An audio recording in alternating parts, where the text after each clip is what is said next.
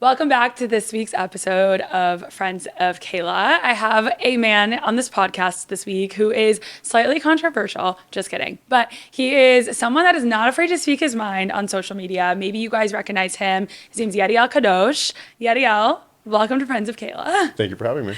Great to see you. You're also a Miami guy. Been living in Miami for how long? I'm not a Miami guy. Not a Miami I live guy. in Miami. There's a Big difference. I've been in Miami for 17 years.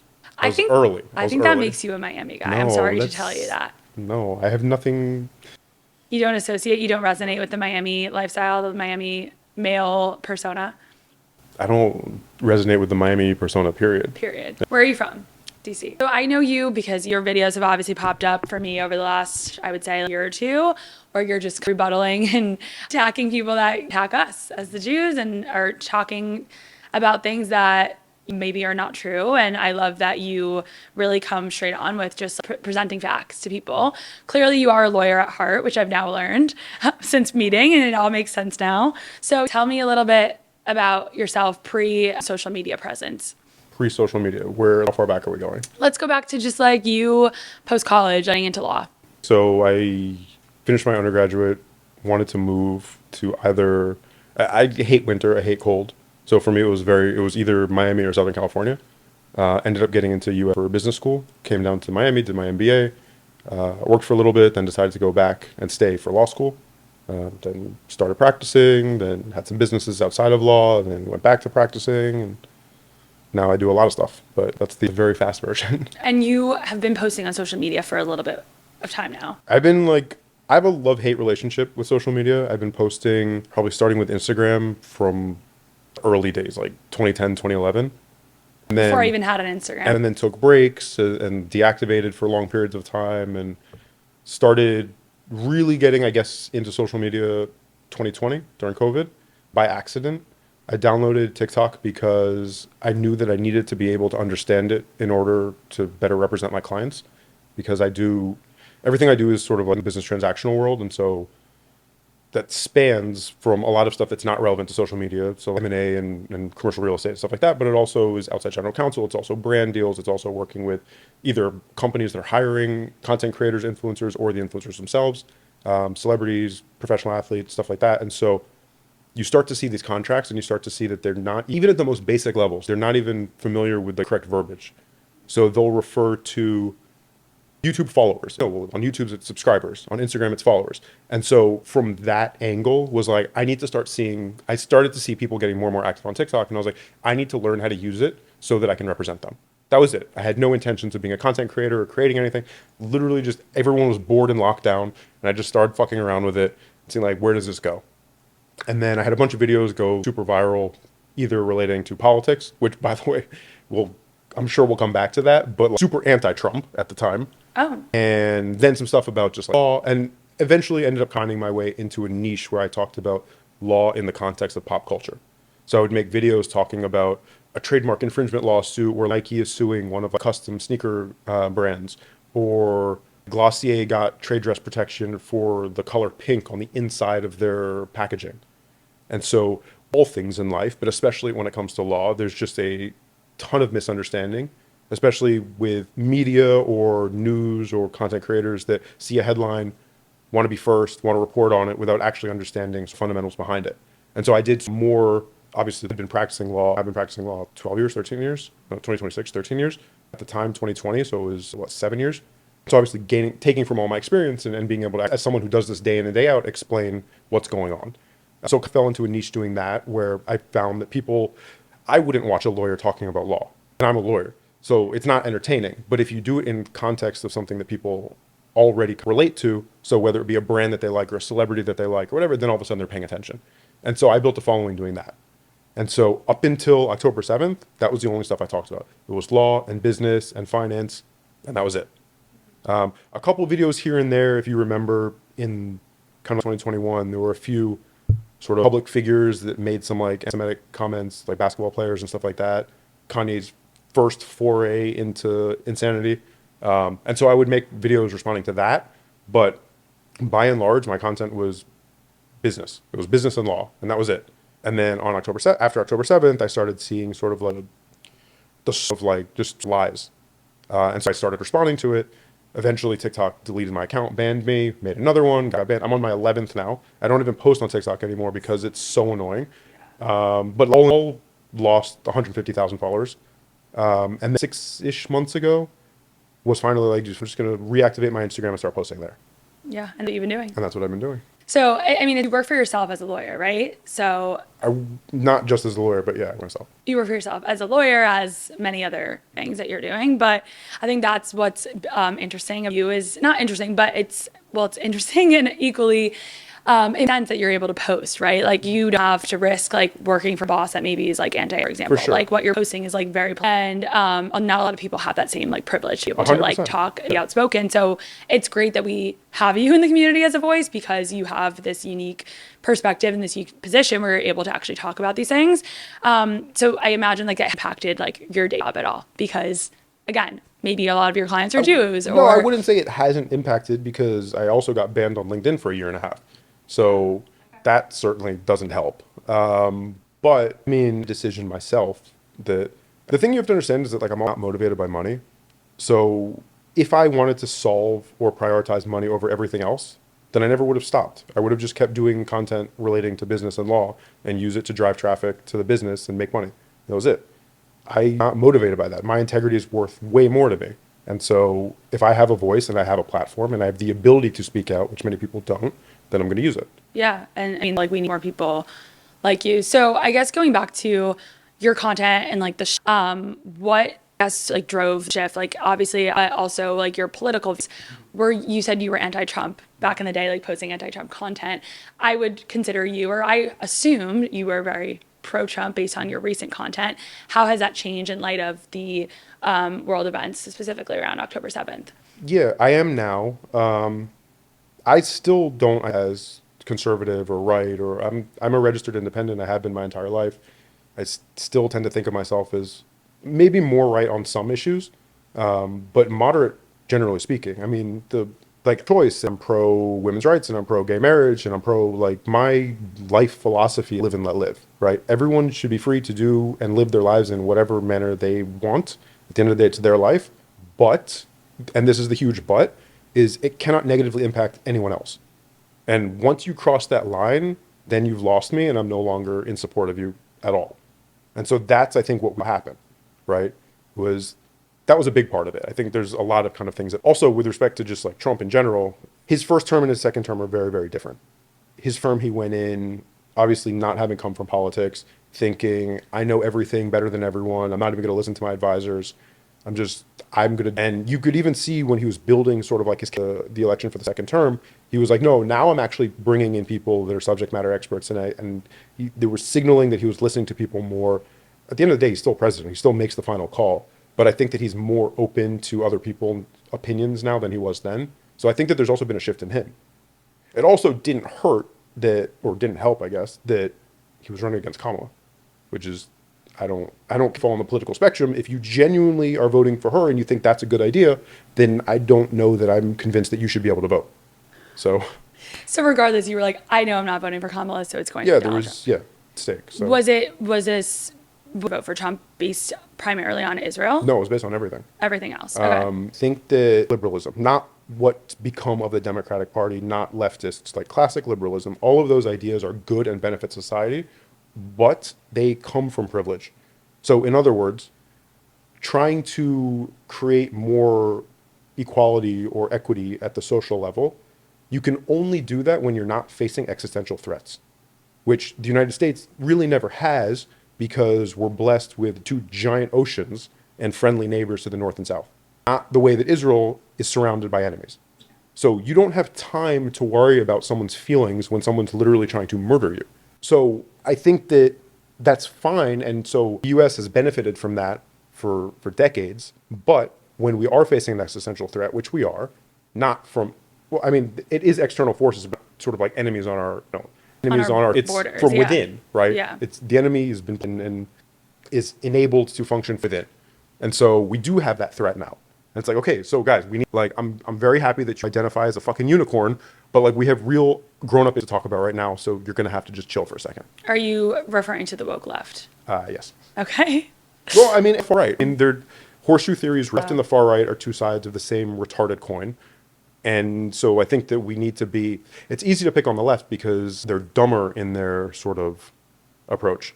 Yeah, but you're right. The It's easy dangers for are me the to same. just exactly. It's easier for me to just point out the woke left because that's like my own experience. My own post October 7th is like people that I was friends with from my liberal arts college are no longer friends of mine because they feel so strongly about the Palestinian cause and that Israel is the oppressor. And obviously that's something that I completely disagree with while still have empathy for the Palestinian people. And Not a thing. what, So empathy? this is no. Empathy. So this is something that I really harp on. You'll see that I never use the word Palestinian unless it's referring to, for example, the PA or in quotes, because it's not a real identity. It was created in the 1960s as part of a KGB ploy to destabilize the Middle East and fight against the Jewish state. That identity has never existed. So But people call themselves I Palestinian. don't- How can you take but that away from can't- someone? Because you can't. So people also identify as fucking dogs. This is a good point. So I think You're not I think that language is very. I think that if we're going to start deluding ourselves and kind of encouraging, even if tacitly, people spreading lies, then it normalizes the lie and it makes it true. There's no such thing as a Palestinian people. In 1948, the only people that referred themselves, or prior to 1948, the only people that referred to themselves as Palestinians were the Jews. The Arabs refused to call themselves Palestinians because even they knew at the time that Palestinian was a colonial term. They were the Arabs. There's no difference between the Jordanians living in Jordan and the quote-unquote Palestinians living in Judea and Samaria or Gaza. Like, ethnically, same people. If you follow family lineage, same people. That's not a people group that existed until the 1960s. So now your point is that this term came about is to be kind of identified that like we are the West. Yeah, no, 100%. And, like, kind of, like, it was a advantage. very intentional creation to create a tie to the land that was never theirs. The same way that the term Syria-Palestina was given to the land of Israel to remove Jewish connection to the land, the Palestinian identity was created by Arabs to create relationship or never existed. I think facts matter, right? And that's kind of like the big right. Live in a world where people think facts are up for debate. Well, there's a and lot of that truth is, misinformation. no, it's my truth. No, there's objective truth, and then there's whatever you feel. And I don't give a fuck about what you feel. Like, the truth is the truth. True. Spoken like your lawyer right here. Okay, so many things. I mean, obviously you see people speaking harmfully, whatever it may be, about Israel, about Jews online. From what you've seen, like, has riled you up the most? What is the biggest piece of it there that genuinely is something that you're still combating, like, in your everyday life? I don't think there's like a single thing, right? I mean, combating every day. It's the talking points for 2.5 years. They don't come up with new material. Yeah. So it's like, it's the same. But I don't know that there's like one specific lie that's more than the rest. It's just the mass acceptance of lies without any fact checking, without any critical thought, without any taking a second to take a step back and be like, well, is the 15-second TikTok that I just watched maybe the end-all be-all of information that's out there? Well, you challenge people a lot with your videos, and you're like, okay, hey, Bob, that just commented saying that Israel hasn't existed since X, Y, and Z. And you give people an opportunity to speak their truth. Do people take that ever? Like, do you have To respond? Yeah. No, they never respond. They never respond. Getting back to just like after October 7th, like being so vocal and posting about what's been going on and having to do that. Obviously, like someone like yourself, I'm ready to start talking about. A lot of Jews started to care a lot and started to post outside of yourself. But obviously, with the war being done now the media shifted to other things going on in the world that like Jews maybe. I wouldn't say the war's done, but No, the war's not done. But with other things Ron is still in Gaza, so until he comes home, that hasn't been done yet. No, of course. Hezbollah's still trying to rearm. Hamas is still trying to rearm. The IRGC is trying to rebuild their nuclear program, so it's No, the war's not over. Pause, but there are perhaps, other things in the media right now that are taking the light away from Israel, which honestly, thank That's fine. God. Like, Well, that's good. please. Yeah, thank God. But at times when like we could be right, and times that like what we've seen the last 30 years, like even before, I feel like Jews were flourishing and we didn't worry about anti-Semitism as such, or we just kind of brushed it off, Yeah, right? yeah. But the other side had the time to rebuild. Our entire generation grew up thinking that we lived in a post-Holocaust world. Yeah, and that where everything that was like fine. that happened then, but like we're So what can people do now, kind of catch up and like arm ourselves? It's knowledge, whether it's education, whether it's strength. I think if anyone takes anything away from my content, I think it's that. I think that I want the diaspora to make themselves what I call unfuckwithable, where it means that, okay, listen, if you want to combat that you know is won't feel on the topic, then educate yourself.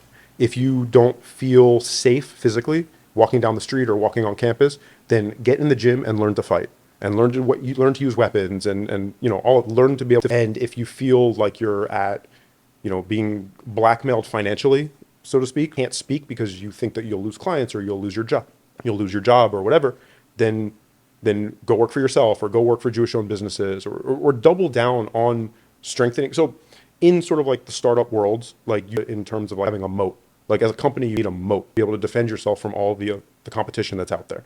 So I think that that's what we need to do as people. We need to build a moat. So in the same way that Israel is now, like a week ago, 2 weeks ago, they were investing like $100 billion over the next 10 years to up the own domestic arms production and manufacturing facilities, irrespective of what relationships they have, friends and allies, something that I think Israel should have done 20 years ago. But okay, so now we're doing it. So it's our job to do the same thing. We should never be put in a position where we're waiting for someone to come help us because we know that's at the end of the day, right? No one's coming to save us. Yeah, like we can't rely on other people. Yeah.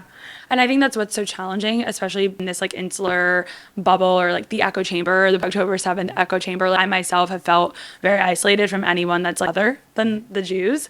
But in my perspective, like I don't work for myself, right? Like I'm an Israeli company, but I have friends of all different backgrounds. That's how I grew up, with obviously always being accepting of others around me. And I still firmly believe that I want to have friends of other backgrounds and be able to like share my own lived experience and understand others, and the world will go around. But that being said, I've been stabbed in the back after October 7th. I've seen like best friendships of mine that I could be friends for life. They're no longer mine. So there's this inner battle that I personally have, and I know a lot of other people struggle with, of like, can I trust others? What does that trust look like? And can I just survive within my own community? And I don't know how much the Jews can really just rely on each other for, whether that's like economic gain, whether that's just general prosperity as like I don't know how much we can run just either for that. Yeah, I think first and foremost, it's like, yes, double down on your community. I think that people will, I think it's never really excel or thrive in an environment that's not hospitable. So I think that go where you're welcome. I think that we all have this kind of like chip on our shoulder that like if someone said welcome here, like we want to welcome there. And we want to prove that we're good enough to be welcome there. And like, that's fine. But at the end of the day, I think there's a place where you're appreciated, then go to the place where you're appreciated. Yeah. And then separate from that, just, how to find allies and how do you survive or navigate in a world that's become hateful towards Jews. I think that we do have a lot of allies, right? So for me personally, I can tell you that outside of everyone that I am friends with or do business with that's Jewish, all the other people are like very patriotic, because Jewish values, or what we would call Jewish values, at the end of the day are American values. So we're on the same page when it comes to that, right? So I think that it's just, I don't think that, this is one of the things that the left does that I've always been critical of, even was against Trump. Like, the left, we're not open to conversation, and I don't want to, unless you agree 100% with me, then I'm canceling it. And I don't think that that's a productive way to do anything. Yeah. And so as much as I'm saying don't do that, you can also find people that are more ideologically aligned with you that don't, wish harm on you. Because it's like, oh yeah, some things are politics. You say, listen, here's the thing. There's like a huge movement now where we're like, I want to from Israel. It's like, we don't want to give any foreign military financing, and we don't want to give any aid. I mean, it's not aid, it's military aid. And we don't want to do this. And the guy that wants to be governor of Florida now, James Fishback, is like, my first day as governor is going to be divest from Israeli bonds. It's like, that's your biggest priority?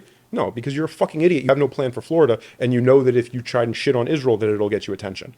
But here's the thing. If you were 100% an isolationist, and you're like, we should be giving money to any foreign country, and you're consistent across the board, I have no problem with that political. Fine. I don't agree with you. I think that it puts America at a disadvantage. I don't think that that's America first, but we can disagree on that. But if it's only Israel, and you have no problem with all the other aid that goes out, and you have no problem with all the other bonds that are purchased, then what are we doing here? Then we don't need that. Yeah, and I think going back to how you said, like the left very quick to just someone of any sort of viewpoint. It makes you think of during COVID, right? Like, oh, you're not vaccinated. Oh, I'm gonna write you off immediately. Oh, you're not you're voting for Trump, like I can't even be for you. Like they're just dismissive of one single difference, and like that's obviously ramped up their ability to be so side of being against Israel and not understanding like any sort of belief. But on the flip side, the right has always been understanding. So that's what I find so interesting is like the right is so not judgmental of the left, but always in the left judging the right. But there's been this big sway of like all of these like liberals, like the New York City after October 7th, they're Jewish, understanding that this is like a problem and taken like Israel, which is interesting to me, get people to realize that. I don't know if that's just like a Jewish thing or if that's just a general sentiment from like that aren't Jewish, but I know like within the Jew community of like being in New York City prior to Miami, like that was my community, right? And like all of us Jews that were Jews don't identify with that anymore. I think you can still be a liberal Jew and not be a Trump supporter. And that's something that I have a problem with is like people like you posting, right? It's like, oh, he's automatically a Trump supporter. That was my assumption, right? And they're wrong to just assume that. So like, what's like how, like you can be progressive and still be a Zionist. And can you elaborate on like how that? I don't know that you can right now. Okay. I have on the right the sort of the Republican base, the MAGA base, right? And like the Groypers and all of them. The base and the party does a job of kind of like keeping that to the side and being like, this is not what values are. The left doesn't do that. The Democratic Party has not done that. They have completely bent over to the extremists and the far leftists in the party to the point where that is now the platform. To the point where if you were running as a classic Clinton liberal Democrat, you can't because you will not get any support from the DNC or any funding from the donors. You have to get on the extreme pro-socialism, democratic socialist, which let's be real, it's Marxism, which is really just communism, and anti-Israel, anti-this, and that if you want to survive as a political animal attached to the DNC, that is what you have to be now. I don't know how to change that. The party doesn't want to change that. I think, like, to me, as far as I'm concerned, that party is written off for the next 20 years until they can completely rebuild. Whether that happens with the Republican Party as well or not, that's to be seen because it depends on how they respond going forward to everyone on the far right. But I don't think you can. That's the thing. I think that you can vote, you can try and find those local politicians in the local elections that are moderate, maybe left of center, and back them as a registered Democrat if you want. But when it comes down to like the presidential election or even like congressional elections, I don't see a lot of people that create space for that. So what do you think about Jews who vote left nowadays? Suicidal. And why? Because you're voting against your own interest. And when I say your interest, I mean your interest as an American and your interest as a Jew. But like people are so, and I come from a family of liberals, right? Like you said, you considered yourself liberal, so it's just shocking. Moderate. Or okay, moderate. Sorry, yeah. Yeah. We're more left leaning, not conservative. Is my word. Everyone hates sort of like this line, but fiscally conservative, like socially liberal. That was me. T up until 4 years ago. But like I come from a family, a very liberal family, but and they Trump haters, like right, but still very. So it's hard for me to like hear you say like suicidal when I see like what my family does in support of Israel. I see what my family does also. Wait, so this is not like I'm coming from like a Republican house. Like my family is also for the most very left leaning, hates Trump, and well, maybe we just won't vote because we can't vote for him. And it seems insane to me. And this is coming from someone who sat out many elections because I was like, here's the thing, until the last 2 elections, I don't think that your life changes much one way or the other. Which maybe that's a position of privilege, but at the end of the day, politicians are politicians. They're going to do whatever. Congress is going to fight. They're never going to agree. Nothing's going to get passed. We've seen this for years. So it's like my life doesn't really change one way or the other. And so in those circumstances, you can be like, you know what, I'm not choosing the lesser of 2 idiots. I'm sitting this one out. I think that when it becomes literally the difference between order and preservation of Western values, of American values, then I think you're like, okay, I need to choose what's going to actually protect that. I think it's truly just experience, right? Like, I think my family obviously doesn't think that their situation is that bad where they vote for someone so hateful that they consider would be Donald Trump, right? I can't remember who told me this, but there was a conversation with someone living in London who was like, oh, it's not so bad. It's like, oh, well, like, do you feel safe walking down the street wearing like David? Then it is that bad. Then it is bad. It's like Stockholm syndrome to an extent. People, we've had it so easy here. Or like the Jews we've been flourishing. We've been successful. We've come to this, parents have made it, generically speaking, and seen little incidents happen along the way, but it's like, wash it off because we're still making money. We're fine. We're always going to be fine. The Holocaust happened. It's never going to happen again. It's that sense of security that people have felt that they don't feel like that could ever happen again. But there's also a big difference between some fucking loser that like hates the world living in his mom's basement and like a very well-funded, orchestrated, like international attempt at like moving pieces on the chessboard, which is what we're seeing. So, I think then you need to take this more seriously and you need to landscape that we're in, because it's not just. Look, I'll give you a good example. All the hands-off Venezuela protests, which, and by the way, we're talking about Miami, where we have a huge Venezuelan population. Every single person here and in Venezuela is happy about this because they got rid of a dictator that's ruined their country for the past like 30-ish years. Yeah. And then you've got already the leftists, all the organizations are out there and doing their protests and they're mobilizing people and all that. And you think that's just a coincidence? No, this is a well-funded professional, that could potentially stabilize anything in this sort of in the West versus, red-green alliance. Yeah, I know. It's so crazy. It's like everyone is celebrating and then the left's like, nope, this is what you do. Why did this happen? But this is what they do. And this is why anyone with a functioning brain cell doesn't take them seriously, because it's like Israelis will tell you exactly who the quote-unquote Palestinians are. The left, no, we better. Iranians will tell you exactly who the Islamic regime is. Left, no, we know better.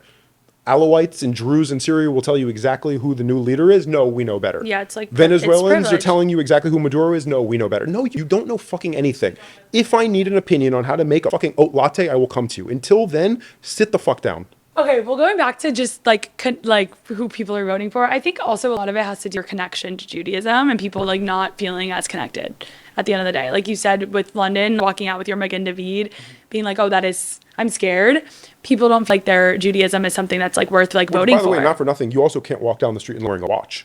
So like I think to frame London correctly, it's not just an inhospitable environment for everyone.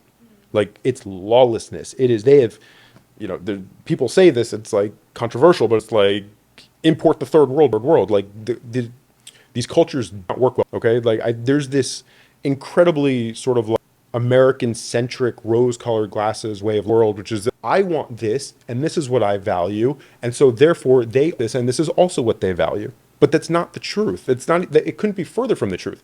Not all cultures are created equally. There are cultures that are objectively better than others, and that may not be a popular thing to say, but again, I'm not really interested in winning popularity points. I'm going to speak the truth until people get it through their skulls. Okay, so how do we get people to care about who they're voting for outside of Jewish values? Because of course, like the people that aren't voting right now and thinking, oh, Mamdani is going to say, yeah, I'm a Jew and I'm voting for Mamdani, clearly they're not aligned with their Jewish identity. So, but outside of Jewish identity, what is a reason in your eyes to vote right? History. I mean, it all comes from just a lack of education. All of this, like the entire Jewish question out of this, right? Yeah. This is a lack of education. Not a single policy that Mamdani is presenting new. It has failed every single time. In its most recent iteration with the capture of Maduro and what he's done to Venezuela over the past 30-ish years, right? This isn't like, these are failed policies. I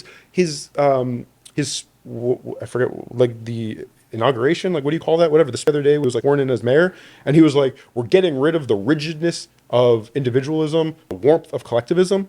That's copy pasted from the Communist Manifesto. Every single Marxist, socialist, communist in history has said something plus or minus to the same extent.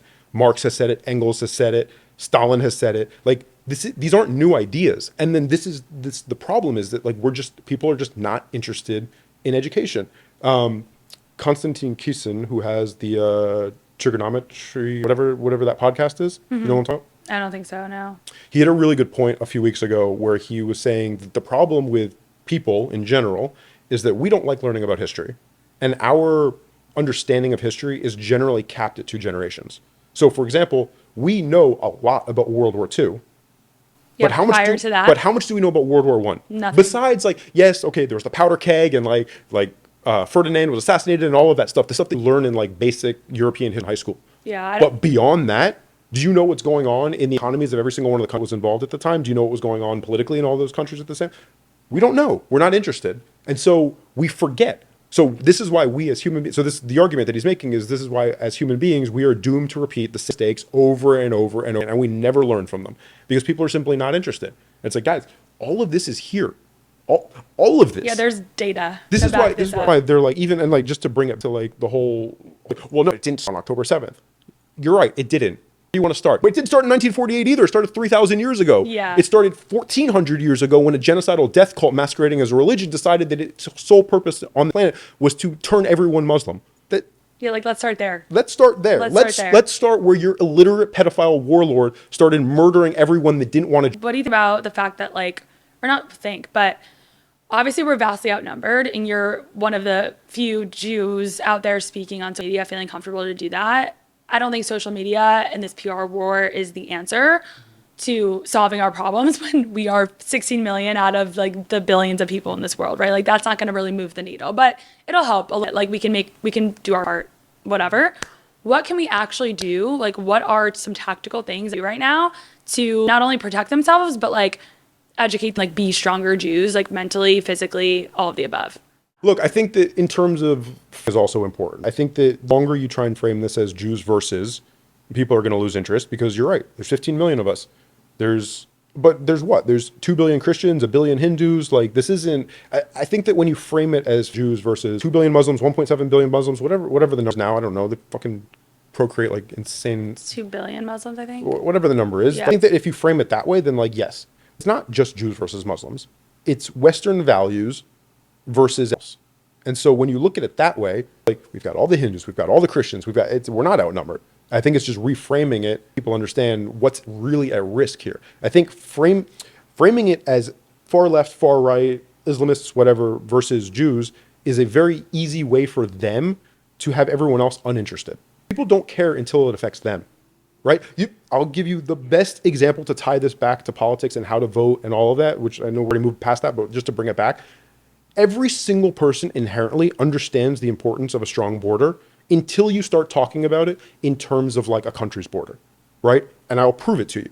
If you take the most far left psycho who thinks that borders don't and everyone should just do whatever they want, and you take them to their apartment and they have a dinner party and they invite 5 friends over. And then some of them like, hey, you know what? My cousin's in town. Can they come? Okay, sure. And then it's like, hey, you know what? My cousin's with one of their friends. They come. Yes. All of a sudden, now you've got strangers in your house. Strangers have their dirty shoes on your couch and they're eating out of the fridge and they're destroying your bathroom and they're breaking things and they're stealing your whatever. All of a sudden, you're like, whoa, guys, what the fuck? This is my house. Like, respect the rules or leave. Everyone understands it when you frame it that way. Basic principle. The second you start framing it as like, well, a country and everyone should be able to come. And no. We have a culture in the country the same way that you have a culture in your apartment. We have rules in the country the same way that you have rules in your apartment. You are a guest. If you do not respect those rules, then you're going to leave. And if you don't leave when we ask you, then you're going to be removed. So that's, again, so to kind of like to bring it back to your point is I think that that's what people need to understand. This isn't about Israel. This is about, do you like being an American and Western values and all the freedoms and liberties that it provides for you? We live in the best country in the history. We also live in the best period in the history of the world. This is another thing that people are like, well, why is there so much violence and death? And guys, do not read a history book if you think that the whole of civilization has been peaceful. Is the worst. That is, this is nothing. When we used to go to battle, we didn't have bombs and drones. There were people slitting people's throats with swords by the thousands. Yeah, you think it's bad now? Like, history is bloody and violent. We live in the most peaceful time for the entire human history. And I think, again, it's education, it's history. It's learning that what failed policies have never worked. It's learning the history. It's learning what's happened. It's all of these things, right? But it's this ignorance that persists, and it's especially apparent now in sort of Gen Z, where no, facts don't matter, and the truth is up for debate, and every idea that you have, it's not. And it goes back, you know where it goes back to? It goes back to participation trophies, because we told an entire generation of kids that fucking winners. The other team just went 72-12 to your basketball team. You suck. Go home and practice or find something that you're good at. There's no dishonor in not being good at something. Everyone has the things that they're good at. Like, So find what you're good at. find what you're and good stick at with and that. do that. Don't, Yeah. but this lie that we people, no, sweetie, you're good. Here's a trophy. Or here's an A because you wrote a paper that's completely my political beliefs, but it's completely, you didn't pay sites for. I mean, dude, we live in where people are referring, forget the TikTok videos. They think that Wikipedia is primary. If I submitted a paper when I was in school, quoting would have gotten an F. Jewish values and Western values are the same. And people, I think, just don't understand that. And people are so quick to reject the fact that they're so privileged to like be in this country in the first place. And that's like the biggest problem that I see is like coming from someone myself that's went to like a liberal arts school. I grew up with friends that like thought like showing the American flag or like being anything like for close to patriotic was like the ick for them. Like That's the problem. They talk about like the gun, and it's like waving the American flag, like how disturbing that liberal white women see how disturbing the American flag is. It's not surprising Liberal to white see women that. will be the death of us. I know. Let's talk about liberal white women. That's like the biggest. I think those are the biggest issues of dating today as well. I'm sure you experienced that as like a male in a woke world. Well, I stopped dating entirely in Miami because I spent so much time in Israel and I'm planning on moving anyway. But Yeah. I went from being unsure if conservative in your dating profile meant like January 6th to being concerned that liberal meant like anti-Zionist.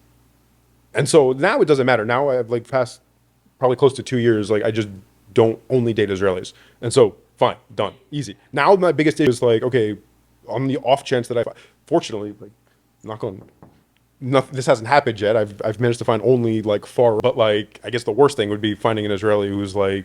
But I still think of left Israeli, liberal Israeli is still gonna be way more right than anyone you would meeting in the country. I think all things equal, yes, but the far left in Israel are completely batshit insane. Like they don't think that Israel should exist. Oh, well, that's not what I'm talking about. I'm talking about just more like people that are like anti-BB or something. I like, don't like, who I don't cares? care about that. That's yeah, fine. Exactly. Talking about like anti-Israelis. That's yeah. Okay, so I do want to talk about something that we will clip out of the episode, and I will save it when we can talk about it because I think it'll be good to have as a clip. But I want to talk about the Aliyah show that We can't. we can't at all for like. You're not even supposed to know I was on it. So I can't talk about it for No, it's not even that. Like I don't even think I'm allowed to talk about what happened on the show. Yeah. Because I was thinking we could talk and then I could post it like whenever the show airs. I was like, pro. No. Okay, that's annoying. They were very clear about that in the end. I know, and you're a lawyer, obviously gonna abide by that. That's fine. I understand. Okay. What's your message to people out there that are like either scared to speak up, scared to be Jewish right now, or don't know what like their Jewish identity means to them? So, yeah, I mean, first and foremost, if you're scared, get in the gym, learn to fight. That biggest thing, because number one, people pick on people that they don't view as a threat. The bigger you are, the less likely someone's going to want to start a fight with you. And do you mean get in the gym as in like obviously lifting weights, self-defense classes, Everything. are we thinking Krav Maga? Yeah, whatever like resonates with you. What are you doing in the gym? I've been lifting weights for almost 20 years, and I box. Okay. So also I was a reckless kid, was in my fair share of fights, so I'm comfortable in that situation. But for people that aren't going to be as confrontational as me, which is probably most people, that's fine, but be able to defend yourself. So again, if you put on size, if you're a guy, then you're going to be less likely that someone's going to want to fuck with you because they're not going to see you as like the weak person that they can push around. And even if they do choose to do that, then learn how to fight, and then it'll be their mistake. So on the fear thing, I would say that. On connecting with your Jewish identity, because this is actually something that I struggled with a lot in my life because I'm not religious. And so outside of Israel, every single part of the Jewish community is centered around the religion. And so if you say, well, do Jewish things, then like my options are like go to Chabad or go to like something like that. And I'm like, well, I don't want to go to Chabad. Like that interests me, you know? So I think that you need to find what works for you. It's one of the reasons that I love being in Israel and why I spend so much time there. But find your way of connecting to it. If you're religious, then cool, then go with the religion. If you're not religious like me, understand that you're part of one of a very few number of people groups on this planet that can trace their lineage back 3,000 years. Same people, same culture, same traditions. That separate and apart from the religion is really fucking cool.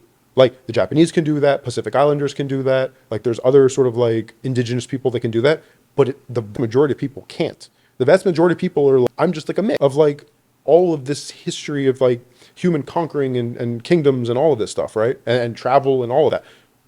Every single of us, we're the same. So if we do, we did Shabbat on Friday, a little bit unorthodox, but if we did Shabbat in someone's house and we did the candles and like the Kadosh and all of that stuff, 3,000 years ago, my ancestors were doing that. 3,000 years ago, your ancestors were doing that. History, that's really fucking cool, in my opinion. And then if that doesn't do it for you, I don't know, look at how much we contribute to the world. Like everyone wants to be mad at us about everything, but like 0.2% of the population, it's actually less than 0.2 now, but I did the math. It's less? Like, yeah, because the world keeps growing and we're growing at a much smaller rate. So it's like, I think it's like 0.18% now. No. Guys, we need more Jewish whatever, babies. 0.2% of the world's population, but we're 22% of donors. We've done like incredible uncountable or like immeasurable contributions to science and medicine and technology and like all this stuff that people don't even know about. I learned that the guy that financed, I think it was like the Revolutionary War, was like Jew. What? Who knew? I didn't know that. Yeah. Like all of these things. So learn your history. Yeah. I think that the problem is I think when people like learning Jewish history, they're talking about learning like biblical history. It's like, cool, fine, learn that, whatever. But learn like the archaeological history, learn the more modern history, learn stuff that's not up for whether or not you believe in a specific scripture or not. Stuff that's verifiable through written records and archaeology, and to me that's way cooler. Absolutely. I mean, like you said, I think the best like fuck you is when like someone that's in Israel is using an Israeli app that they don't know is Israeli or something. Yeah. It's like, oh, I use it every day, like, oh, Israeli. Or I wear this makeup every day, oh, that's an Israeli or a Jewish owned brand. And like, we are out there, although makeup a small percentage, a very tiny percentage, like we're global. And that's what's so special about our communities. Well, thanks, Yediel. Thanks for being here. Appreciate your time. I hope you don't. I hope not.